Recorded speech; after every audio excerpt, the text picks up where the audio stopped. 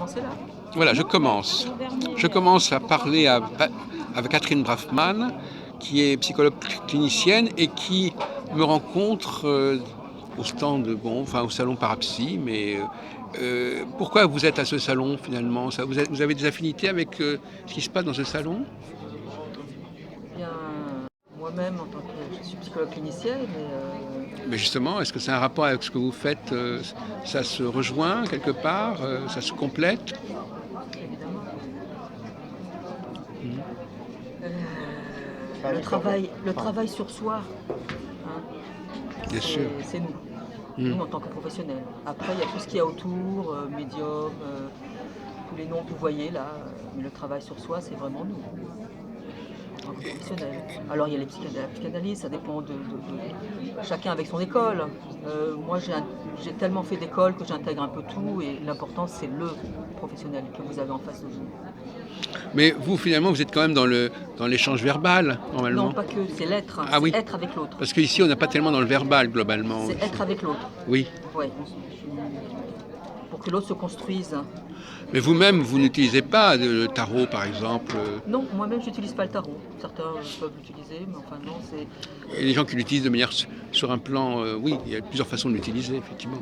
Ça peut être un élément de projection. Oui, tout à fait. Il y a tout à même des fait. gens qui le font colorier par leurs patients. Tout à fait, tout à fait. Oui. Moi, j'ai utilisé dans certains groupes, même en individuel, l'art-thérapie.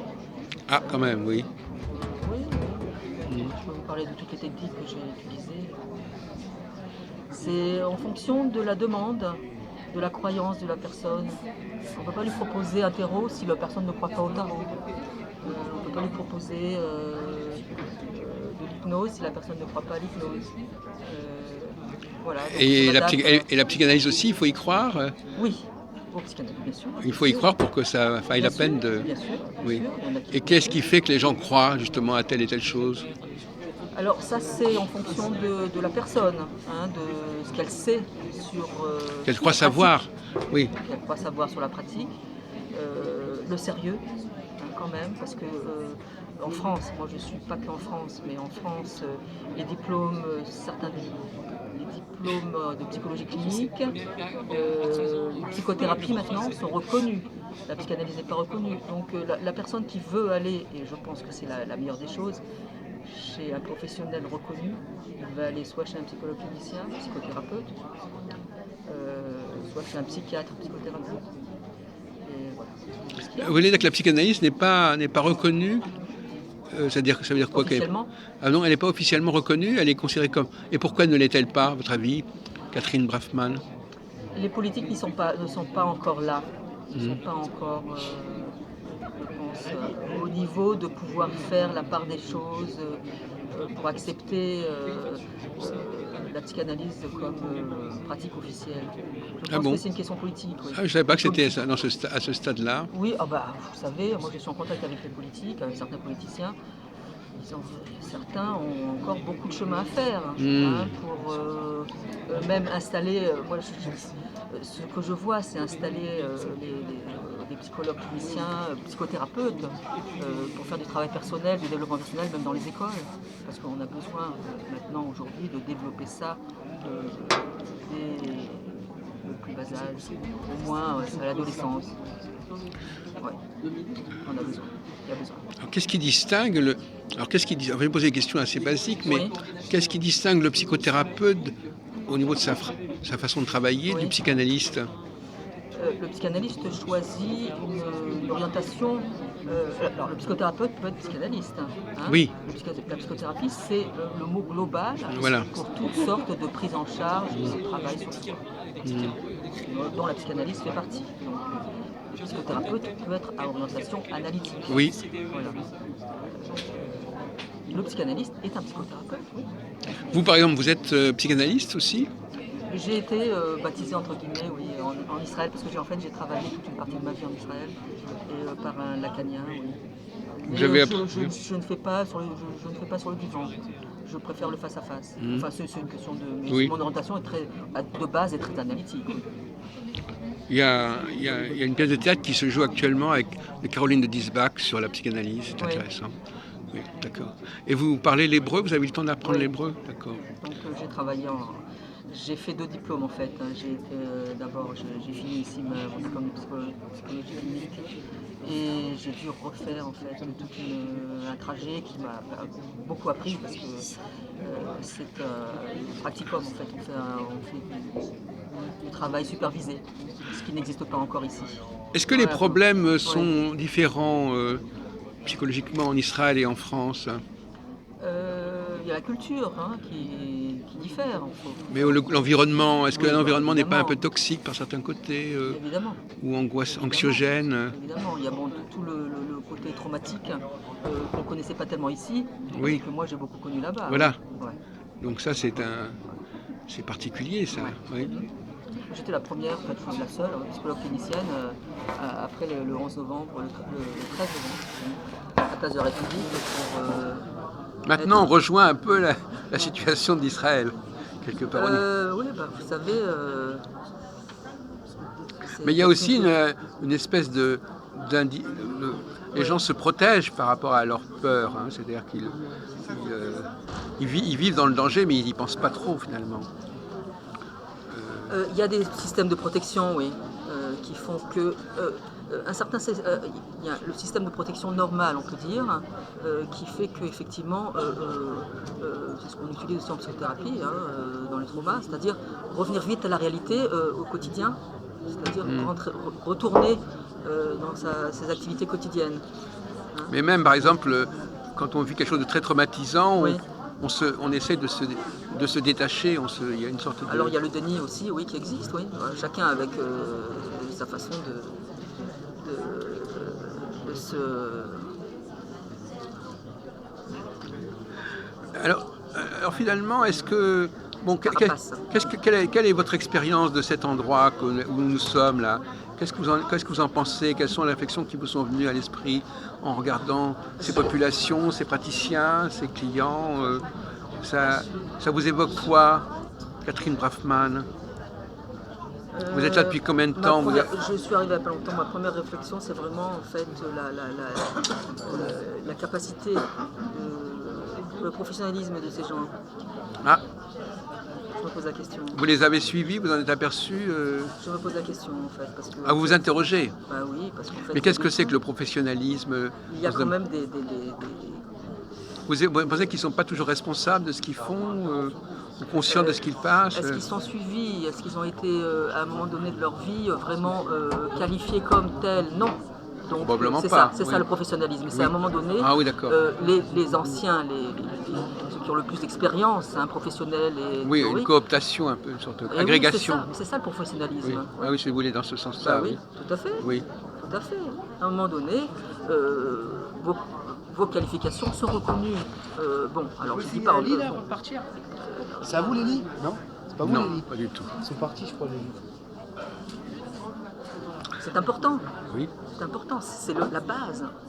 La base, pour qu'une personne puisse croire, puisse aller vers la demande d'aide. Il ne va pas aller chez un charlatan, entre guillemets. Bah, Alors, écoutez, oui, alors là, on pourrait discuter. Bah oui, bah oui. Oui, qu'est-ce que c'est que le charlatanisme? Tout ce milieu peut être qualifié de charlatanesque par certaines personnes. Non, je parle d'une certaine jungle, bon, maintenant le diplôme de psychothérapeute il y a quand même des critères. Jusqu'à présent, il n'y avait pas ce diplôme-là en France. Mais il est important d'avoir des critères de professionnalisme dans chaque branche, même chez les médiums. Ah oui, c'est ça. Dans chaque branche doit avoir ses propres critères, en fait. Bien sûr. C'est ça. Bien sûr. Oh ben oui. Alors est-ce qu'il y a un syndicat? Est-ce qu'il y a un ordre des voyants? Voilà, c'est ça que vous voulez demander. Oui. Oui, chaque communauté professionnelle doit avoir son organisation, sa hiérarchie, etc. Oui, bien sûr. Oui. Oui, mais enfin, d'accord, bon, ça, vous avez le droit de vous poser cette question, bien sûr. Oui, c'est la base. Il semble que ça ne soit pas le cas, mais il peut y avoir des codes de déontologie qui circulent dans certains domaines. Par exemple, les astrologues, ils ont des codes de déontologie. Enfin, bon. Oui, Ils sont mieux organisés que les voyants, d'ailleurs. Oui. Un petit peu mieux. Mais je ne sais pas, je connais pas. Je pourrais faire un travail d'ethnologie, c'est un problème d'ethnologie que vous posez là. Politique. Ethnologie, comprendre comment fonctionne un groupe, comment s'organise un groupe. Voilà. Pas seulement parce que c'est la première question que les gens se posent quand ils vont voir quelqu'un. Qu'est-ce que cette personne-là en face de moi peut me proposer qui puisse vraiment m'aider? Est-ce qu'elle est capable de m'aider? C'est la première question. Mais il y a aussi des gens qui préfèrent, qui ne veulent pas fréquenter les autres, les professions officielles en fait. Alors, chacun avec sa problématique, justement. Pourquoi vous n'allez pas voir quelqu'un d'officiel? Oui. Alors, c'est la problématique par rapport à la loi en général, hein, c'est ça. Oui. On préfère aller voir quelqu'un d'un peu plus déviant. C'est pas innocent d'aller voir Voilà. quelqu'un comme ça. Voilà, C'est la personne, par exemple, moi je parlais tout à l'heure de l'échange non verbal, et les personnes qui préfèrent qu'on communique avec eux, mais pas directement avec eux à la limite. Qu'on communique à travers le bras, les cartes, etc., mais pas directement sur la base de ce qu'ils vont dire. Le verbal du client est presque bafoué, presque rejeté. À la limite, c'est le voyant qui parle et le client n'a pas à parler, n'a pas à s'exprimer. Et c'est ce qui distingue quand même quelque part. Dans les autres professions, c'est pareil. Dans le domaine de la psychologie, le patient ne parle pas. Moi, je suis psychologue, je suis holistique. Oui. Donc, je pratique beaucoup d'autres techniques qui sont en dehors de la technique de face-à-face Oui. classique. Mais est-ce que vous faites parler vos patients? Ça dépend la demande, ça dépend là où... C'est ça dont il s'agit finalement. Oui. Je fais des méditations dirigées, ça c'est plutôt en groupe, il y a 36 000 façons de travailler. Oui, mais s'il fallait faire des distinctions, par exemple les salons du bien-être, moi j'en ai suivi là 2 fois, il y en a eu 2 récemment, hein. Ce sont des salons où finalement on évite de demander à la personne ce qu'elle a à dire. On s'adresse à son pouls, on s'adresse à son corps, on s'adresse à ses gestes, on s'adresse à ce qu'elle va tirer, des choses qui lui sont plus ou moins, qu'elle ne contrôle pas. Voilà. On s'adresse à ce que la personne ne contrôle pas. Alors on appelle ça l'inconscient, la psychanalyse appelle ça l'inconscient, le médium va appeler ça autrement, oui. Les chakras. C'est comme si la personne... L'important c'est vraiment... Vous vouliez dire quelque chose? Non, allez-y. L'important, c'est vraiment la personne par rapport à son évolution personnelle. Et mon évolution est telle, personnelle, professionnelle, que j'utilise aussi des techniques qui ne sont pas les techniques analytiques classiques. Non. Donc oui. Donc ça peut être le support, effectivement, comme je vous ai dit, art-thérapie, mais ça peut être la méditation dirigée, donc c'est moi qui parle. Oui. Bon, chacun avec sa technique. Hein. Moi, oui. J'ai quand même une palette assez variée, oui. Hein, pour m'adapter justement à la demande du patient. Mmh. Jusqu'à un certain point, oui. Donc, le médium aussi va vous faire autre chose que ce qu'il peut vous proposer. Mmh. Moi, j'essaie de varier au maximum les... Vous pratiquez par exemple le MDR, tout comme ça C'est aussi une certaine méditation. Le MDR, non, c'est un système de fixe. Enfin, ça rejoint un peu l'hypnothérapie. Oui, c'est ça. Oui. Oui, je viens de me former en hypnose. Oui. Hypnose classique, oui. Donc en fait, j'ai la possibilité, parce que j'ai aussi, c'est toujours revenu au même point, j'ai mon diplôme de praticien psychothérapeute. Donc à partir de ça, je peux me permettre des techniques différentes, oui. même le médium. Vous pourriez. Oui. Ça serait accepté par le groupe, si encore une fois, si je l'utilise à bon escient, oui. Donc la philosophie de cette communauté des thérapeutes, c'est au fond que c'est la fin justifie les moyens. C'est-à-dire que du moment qu'on peut aider la personne et qu'on veut aider la personne, tous les moyens sont bons. Oui. Parce qu'on va rentrer dans on va rentrer dans les fantasmes, les représentations, les croyances des clients, et on va travailler avec ces croyances. Voilà. Donc Et si je peux quelqu'un vous se... dire, j'ai pas fait une formation de médium, mais je l'utilise, je vois énormément. Et à la limite, vous pourriez presque, si vous voyez que quelqu'un est attaché au tarot, à la médiumnité, Oui. vous pourriez dire je suis tarologue, je suis médium, et même si ce n'est pas vrai. Ah non, Ah ben si, je ne vais pas mentir. mais Par si. exemple, le tarot, je ne l'ai pas utilisé, je l'ai pas Mais expérimenté, vous- je ne vais pas dire que je suis tarologue. Mais pourquoi pas?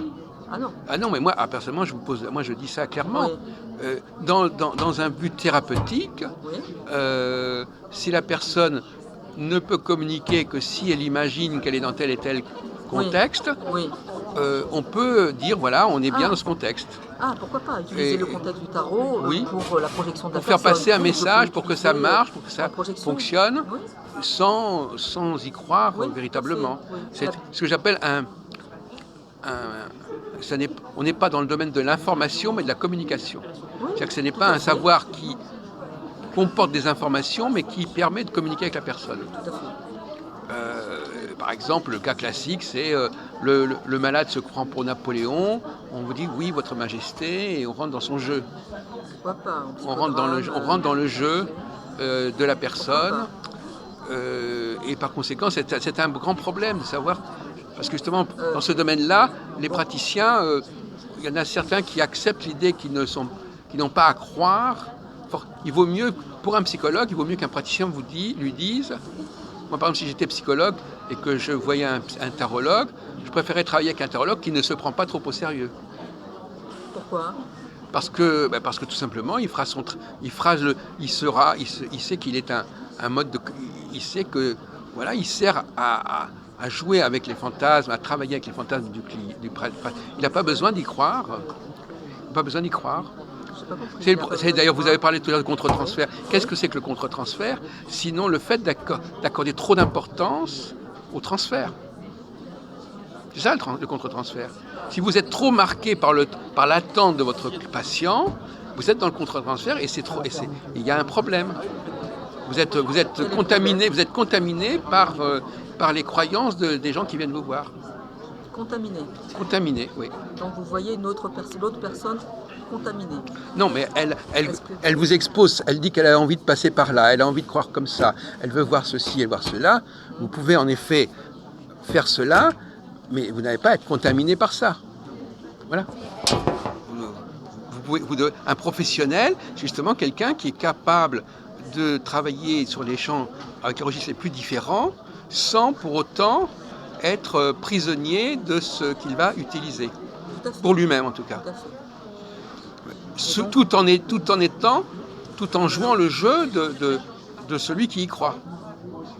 C'est-à-dire qu'en fin de compte, on ne peut pas guérir l'autre si on ne rentre pas dans son jeu à lui.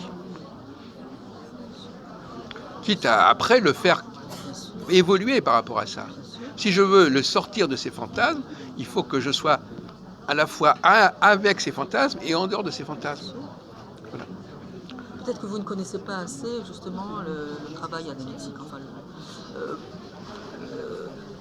quand vous dites le psychanalyste n'est pas comme ça, parce qu'il est tout à fait comme ça. On parle de tout ça aussi, en des termes, en des jargons différents. Moi, je n'aime pas trop jargonner, justement, parce que j'aime être avec la personne en face de moi et puis travailler et mettre un peu de côté. Enfin, tout est en moi, hein, oui, la théorie. Enfin. Oui. Alors, après, être avec l'autre, oui. Oui. Rentrer un peu, des fois c'est une certaine, comment dire... empathie? Non, plus que de l'empathie. Oui. Quand vous dites... complicité, parce que oui.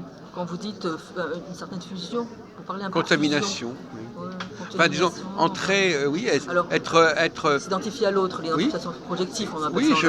À un moment donné, je m'identifie à l'autre sans vraiment m'identifier à l'autre. Enfin, je parle son langage, je parle le langage de l'autre. Et c'est pas parce que je parle le langage de l'autre que j'adhère pleinement à ce langage. Bien sûr.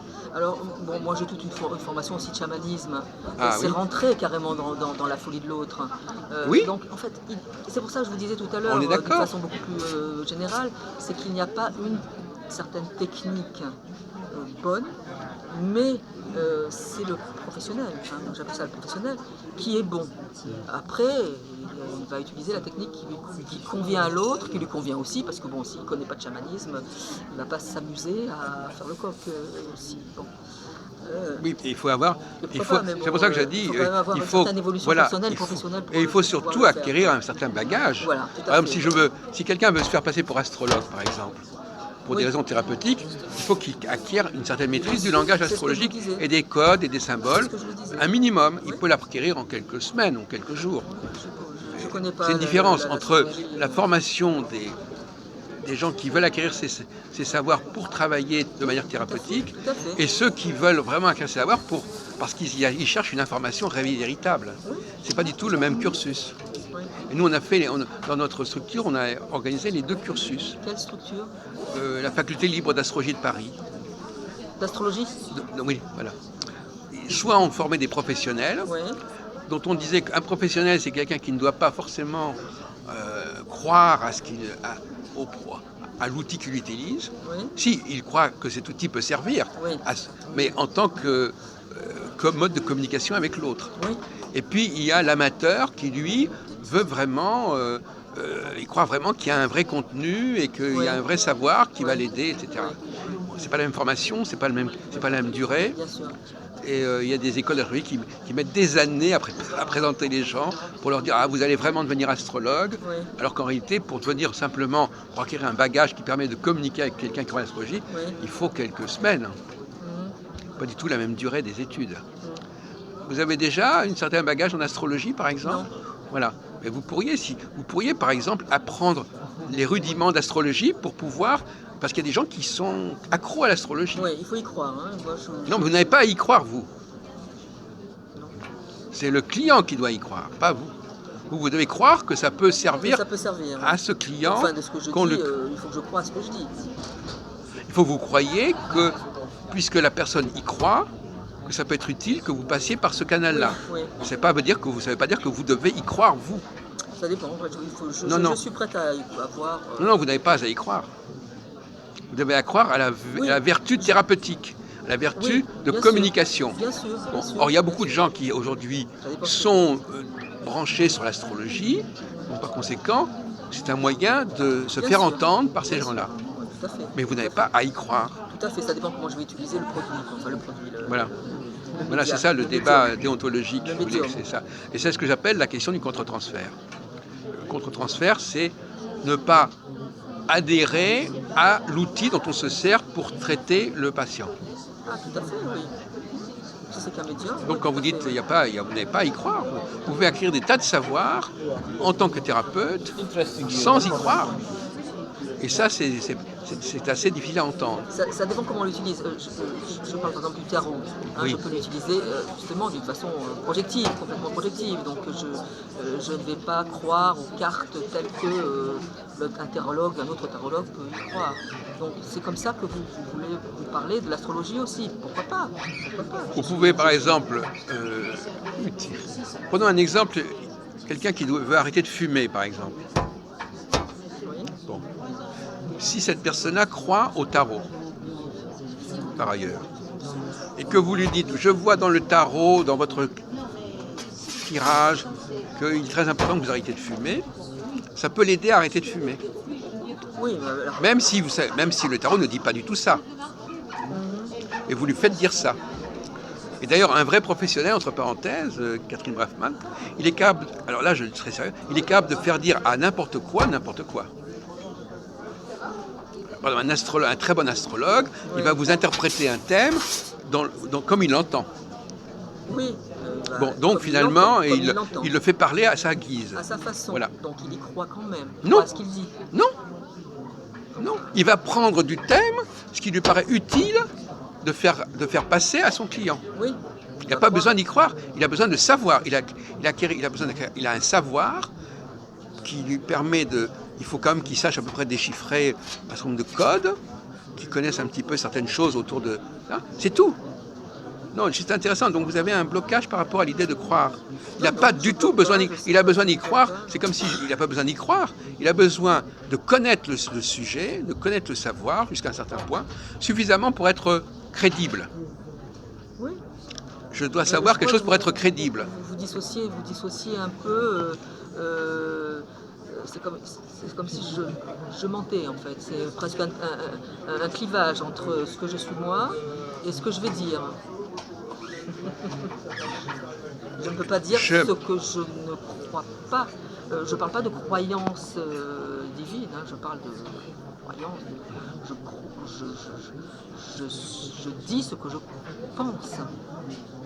Non, vous dites ce que vous pensez, Oui. mais vous dites ce que vous pensez, mais vous prenez la peine de le relier à un savoir, X ou Y, c'est lié à moi-même. auquel vous faites dire ce que vous voulez faire dire. Oui, tout à fait. Donc voilà. C'est lié à moi-même. Vous allez dire effectivement ce que vous pensez, mais vous allez le faire à travers un savoir que vous ne considérez que comme un mode de communication, et que ce n'est pas ce savoir-là qui vous fait dire ce que vous dites. Voilà, vous allez compliquer les choses. Ce n'est pas ce savoir-là qui vous fait dire ce que vous êtes en train de dire. Tout à fait. C'est pas ce savoir-là, c'est moi qui dis. Vous vous servez de ce savoir pour dire ce que vous avez à dire. Et vous n'êtes pas... Parce que la plupart des gens ici, ils vont dire ce que ce savoir leur dit de dire. C'est pas pareil. C'est eux qui vont dire. Alors d'une façon plus ou moins consciente, d'une façon plus ou moins avec plus ou moins de contrôle sur ce qu'ils disent, parce que ça peut être quelque chose de tout à fait médium entre guillemets, c'est-à-dire c'est pas moi qui dis, ça passe en moi. C'est la façon de, c'est une autre façon de dire les choses, mais c'est la même chose. C'est moi parce qui que dis dans le cas du tarot, effectivement, il y a un problème. Il y a ceux qui disent je prends les cartes du tarot, elles ont telle et telle signification, et les autres qui disent ce n'est qu'un support. La notion même de support veut bien dire ce que ça veut dire. En fin de compte, ce n'est qu'un support. Voilà. À ce moment-là, c'est un support. Donc, si ce n'est qu'un support, ça veut dire que ce produit en lui-même ne vaut rien. Oui, il est instrumentalisé. Bien sûr. Donc, je reviens à ce que c'est toujours moi qui dis. Donc, oui, d'accord. Voilà, c'est ça que je veux dire. Ça avait l'air d'être un peu dissocié. Là, oui, non, mais vous avez employé le mot croire. C'est moi qui dis. Donc vous devez croire à ce que vous dites. Oui. Vous ne devez pas croire au mode de communication que vous avez utilisé. Non, tout à l'heure, je vous disais, il faut que je croie à ce que je dis. Vous disiez non. Voilà. Non. J'essaie de vous rappeler. Oui, non. Je disais simplement que, de toute façon, votre discours est relativement ambigu, je crois, sur ce point. Vous avez raison de dire que vous croyez en ce que vous dites, mais la question de savoir quel est le rôle. Si vous dites à quelqu'un, voilà, je vois dans les cartes telle et telle chose, bon, et qu'en réalité, c'est pas du tout vrai. C'est pas du tout ce que vous voyez. Vous ne voyez rien dans ces cartes. Vous avez envie de dire à cette personne certaines choses. Et vous vous servez, d'ailleurs ils le disent parfois maintenant, les voyants, ils disent, oui, moi je tire les cartes parce que les gens ont besoin de voir les cartes. Mais en réalité, ça m'intéresse même pas, ils le disent. Ça ne m'intéresse même pas les cartes. Alors, je vais dire quelque chose que je ne vois pas. Vous venez de le dire vous-même. Je vais dire quelque chose. Vous venez de dire vous-même qu'on est d'accord pour dire que cet support dont je me sers, ce n'est qu'un support. Donc je ne m'intéresse pas à ce support, puisque ce n'est qu'un support. À moins que vous compreniez le mot support autrement. Un support, c'est quelque chose qui n'est jamais qu'un moyen, qui est presque un procédé pour communiquer. Voilà. Donc je n'ai pas à croire à ce support. Qu'est-ce que vous entendez par là? Je vous rappelle que le parti ferme ses portes dans 10 minutes. Donc si vous avez encore je vais dire autre chose que ce que je pense. Bon, écoutez, on va s'arrêter là. Je crois que je me suis fait bien comprendre. Oui, j'ai tout à fait compris. Nous vous souhaitons à tous mais ça va aller comme ça. Merci. Bonne soirée. Vous avez ton demande.